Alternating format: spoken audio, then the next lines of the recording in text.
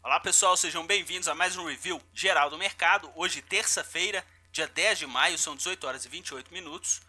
Pessoal, Ibovespa fechou o pregão de hoje com uma alta expressiva, 4,08%. Inclusive aí fechou acima do patamar de 53 mil pontos. Bolsas americanas também fecharam em alta, praticamente o mesmo nível de preços, né, em relação à variação percentual dos três principais índices por lá. Moeda americana, ontem o dólar comercial fechou em alta de 0,5% e hoje devolveu aí 1,6% e o dólar no mercado futuro 1,17%. Pessoal, fluxo estrangeiro por parte das corretoras estrangeiras no segmento Bovespa através dos ativos negociados na Bovespa. 255 milhões de reais em vendas. Para todos os ativos negociados na Bovespa como um todo, 246 milhões de reais em vendas.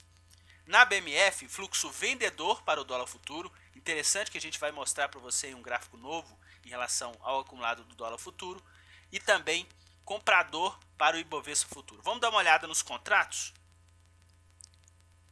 Bom, pessoal, olha o comportamento deles no pregão de hoje. Eles começaram vendedores para o Ibovespa futuro, né? Inclusive aí contrariaram a perspectiva que a gente estava vendo na evolução dos preços. Nas duas primeiras horas do dia, a gente já tinha tido aqui uma valorização de praticamente 1.100 pontos, para ser mais preciso, 1.075 pontos para o índice futuro e o volume vendedor de pouco mais de 36 milhões de reais. O que eles fizeram? Na hora seguinte, inverter essa mão vendedora e passaram a atuar na ponta compradora, certo? Ficaram praticamente aí de lado nas 3 horas seguintes, enquanto o índice teve uma valorização aqui de 345 pontos entre 12 e 15 horas, mas a grande sacada desse pessoal hoje foi o seguinte: a partir das 3 horas da tarde, deram um boom no movimento comprador.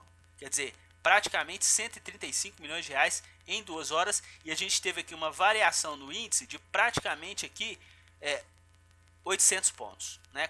Quase 800 pontos, 790 pontos aí para o índice através desse movimento que foi gerado de 15 horas, 3 da tarde, até as 5 da tarde. Na hora final, eles reduziram um pouco esse ímpeto comprador e mesmo assim o índice já continua aí com o movimento ascendente até o final do pregão de hoje. No dólar, pessoal, eles começaram o pregão praticamente de lado, 520 mil na ponta compradora, e a moeda americana chegou na primeira hora a perder praticamente aí 40 pontos em relação ao fechamento de ontem. A moeda americana, a partir daí, começou a andar praticamente de lado. Eles começaram a inverter a mão para a ponta vendedora no dólar e ficaram assim até as 16 horas, ok? Nas 2 horas finais eles reduziram aí um pouquinho o volume vendedor no dólar e a moeda americana na última hora teve uma valorização de 10 pontos, o que teve aí um grande impacto em relação à projeção de lucro desse tipo de investidor para o dólar futuro. O que eu comentei com vocês que a gente vai começar a tratar aqui é isso daqui, pessoal. Olha que interessante. Esse daqui é o contrato do dólar atual, certo? Eles já começaram a ter liquidez no dia 29, ok? Dia 29 eles já começaram a ter liquidez na série M, ok? Então a gente começou essa série M com dólar cotado a 3.469. Isso aqui para o contrato mini do dólar, e o fluxo a gente analisa o contrato do dólar cheio. Então o que acontece? Esse movimento do dólar aqui até agora estava sendo ascendente, certo? Até o pregão de ontem, se a gente verificar aqui, a gente está fazendo aqui um movimento ascendente no dólar. Só que hoje o dólar simplesmente ele perdeu essa sequência ascendente e chegou a bater no mesmo ponto do fechamento do dia 3 de maio em 3.498,5. Então quer dizer, hoje começaram a incomodar, porque eles estavam vindo com uma posição compradora no dólar e o contrato também correspondendo, né, em relação à evolução ascendente. Só que hoje a moeda americana teve um recuo mais intenso e eles começaram aí a não acrescentar posições de compras mais no contrato de dólar. Tanto é que a gente está vendo aqui, eles estão acumulando 143 milhões de reais nesse atual contrato, que é o que a gente está representando aqui, e hoje eles chegaram aí a vender 23 milhões de reais, ou seja, eles estavam com 160, né? Um pouco mais de 165. Então eles venderam hoje praticamente 15% das posições compradoras que eles estão no dólar. Se esse volume vendedor persistir, vai fazer mais pressão de venda na moeda americana. Vamos dar uma olhada agora no índice futuro. A gente vai terminar o contrato no mês que vem E vamos observar aqui, pessoal, olha como é que está interessante o volume comprador deles para o índice futuro, certo? Inclusive, nessa correção que a gente teve para o índice futuro aqui, iniciada aqui nesse pregão do dia 27/4, onde a gente fez aqui um topo, o que acontece? Eles pegaram praticamente a metade do movimento também vendedor. Só que essa parte final aqui, o que eles fizeram? Eles atuaram na ponta compradora desse movimento através das corretoras estrangeiras que a gente acompanha. Então esse movimento aqui, eles aproveitaram e colocaram um preço médio bem baixo para o Ibovespa futuro. E hoje a gente percebeu aí que o índice futuro deu aquele arranco em relação ao fechamento do pregão de ontem, e hoje também eles retomaram essa movimentação compradora, sendo que a gente tinha observado que no pregão de ontem eles venderam 200 milhões de reais e hoje eles chegaram aí, terminaram com 120 milhões de reais em compras. No contrato eles estão com um acumulado de pouco mais de 1 bilhão e 600 milhões de reais, e provavelmente todo esse volume comprador do contrato vai fazer pressão nos preços em relação até o final do contrato, que se encerra no dia 15 de junho. Ok, pessoal? Vamos voltar lá para os nossos ativos? Bom, aí você me pergunta, poxa, mas no segmento Bovespa eles atuaram na ponta vendedora. Bom, pessoal, se vocês observarem aí o fluxo estrangeiro na nossa bolsa no ano de 2016, eles estão com quase 10 bilhões de reais compradores.